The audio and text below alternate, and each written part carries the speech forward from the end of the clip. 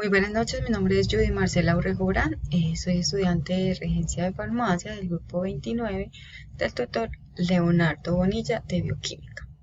El día de hoy vamos a hablar del ciclo de Krebs y la fosforilización oxidativa. El ciclo de Krebs es una ruta metabólica que forma parte de lo que se conoce como la respiración celular típica de los organismos aeróbicos. El ciclo de Krebs es parte de la vía catabólica que realiza la oxidación de las moléculas de acetilcoenzima A. Proviene de monosacáridos, ácidos grasos y ácidos hasta producir CO2. También realiza liberando gran cantidad de energía química, sobre todo en forma de poder reductor, que gracias a la cadena transportadora de electrones y la fosforilización oxidativa se realiza una síntesis de ATP. La importancia del ciclo de Krebs radica básicamente en la oxidación de algunos compuestos. Es la última vía para la oxidación de carbohidratos, de lípidos y de proteínas, porque la glucosa, los ácidos grasos y casi todos los aminoácidos se convierten en acético-A o como intermediarios, pues como el ciclo. Es el corazón del metabolismo corporal. Este desempeña un papel fundamental en la glucogénesis, la lipogénesis y en la conversión de esos en aminoácidos. Las fases del ciclo de Krebs. Entonces tenemos la primera fase, que es el citrato sintasa, la segunda, que es aconitasa. Acá tenemos tercera fase, que es isocitrato deshidrogenosa.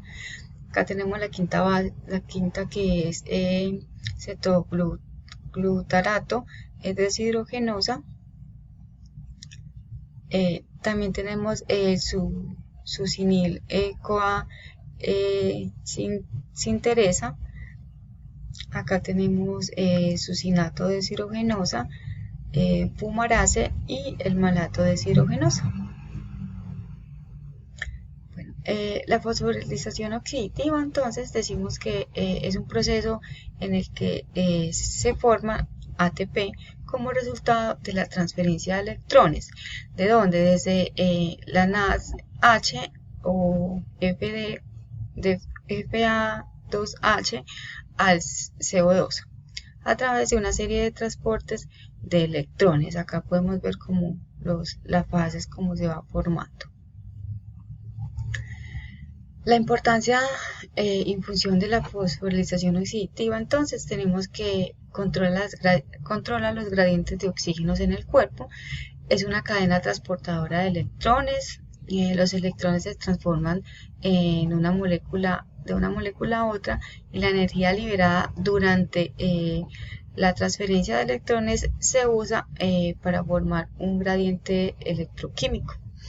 Esta ruta es importante en el transporte de oxígeno. Básicamente, el oxígeno se encuentra al final de la cadena de transporte de electrones, donde recibe electrones y protones para formar agua.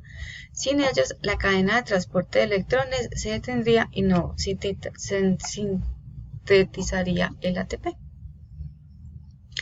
Dentro de los complejos mitocondriales, entonces, tenemos el NADH,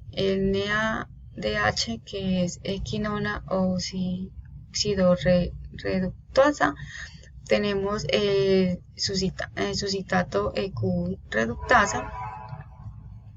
Acá tenemos el Q citocromo C, que es oxidorreductasa también, y tenemos el citocromo C oxidasa. Y el complejo 5, que sería el flujo de protones, que crea un gradiente de pH y un gradiente electroquímico. Estructura y función del ATP sintasa. El ATP es un compuesto que está compuesto por ribosa, una adenina y 3 grupos fosfato. Acá podemos ver la imagen. El ATP sintasa funciona gracias a los diferencia de potencial electrónico entre los dos lados de la membrana en la que se encuentra. La cadena de transporte electroquímico asociada a la misma membrana genera un gradiente de protones que es H+, en una dirección, y la ATP sintasa los devuelve al interior del compartimento celular. ¿En qué lugar se realiza el ciclo de Krebs y la fosforilación oxidativa? El ciclo de Krebs ocurre básicamente en la matriz mitocondrial, y la oxidación ocurre a nivel de las crestas mitocondriales. Muchísimas gracias.